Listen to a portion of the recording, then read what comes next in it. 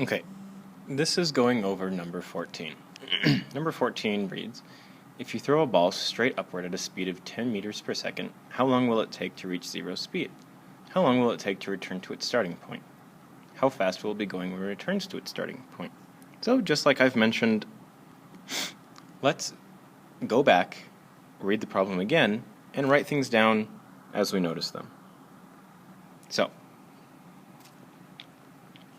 if you throw a ball straight upward, okay, so we're not talking about rockets or propellers or anything like that, so we can assume that our acceleration is 10 meters per second squared.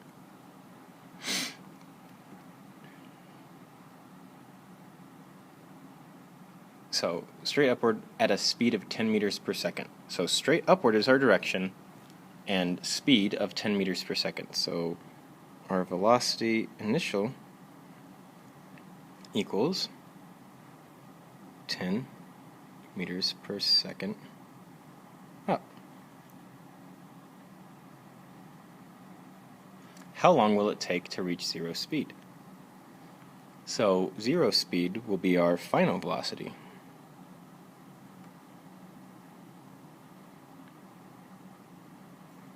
And it's asking us to solve for how long. How long will it take? That's time.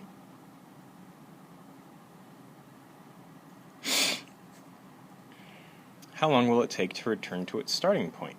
Again, time. How fast will it be going?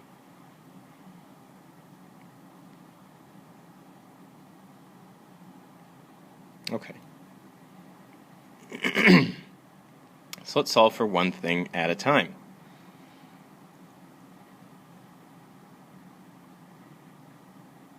How long will it take to reach zero speed from 10 meters per second? So if we throw something straight up and it comes right back down, its position when it has zero speed is the apex, the very top of its trajectory. Keeping that in mind, that's half your time, half your distance, or your entire distance. So if our initial velocity is 10 meters per second, and our acceleration is 10 meters per second squared, ask yourself, how long does it take for gravity to cancel out our initial velocity?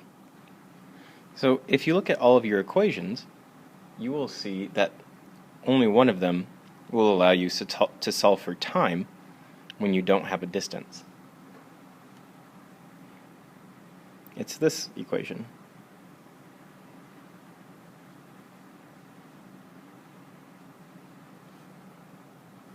Velocity final equals velocity initial plus acceleration times time.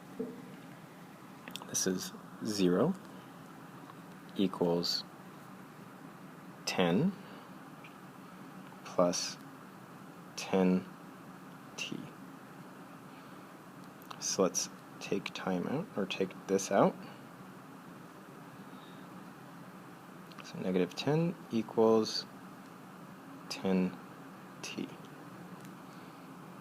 Divide this by 10, and 1 equals t. Now I realize that this is a negative one, but there's no such thing as negative time.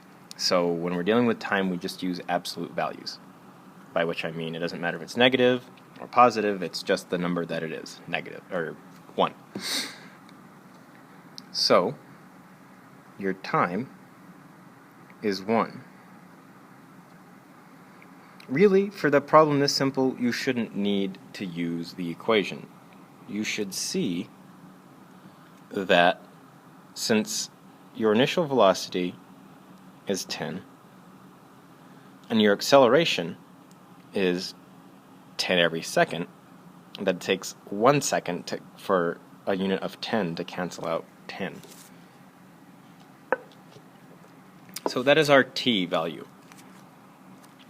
Now, conceptually you should know that if something is only acted on by one force, and that force never changes, that its times don't change. So if velocity, or if acceleration due to gravity is the only thing that's acting on your object, and you throw it up and then it comes back down, you should know that it takes exactly the same amount of time to travel up as it does to travel down and return to its starting point. And that its speed at that same point, coming back down, that its speed is exactly the same, just in the opposite direction. And that it takes the same amount of time.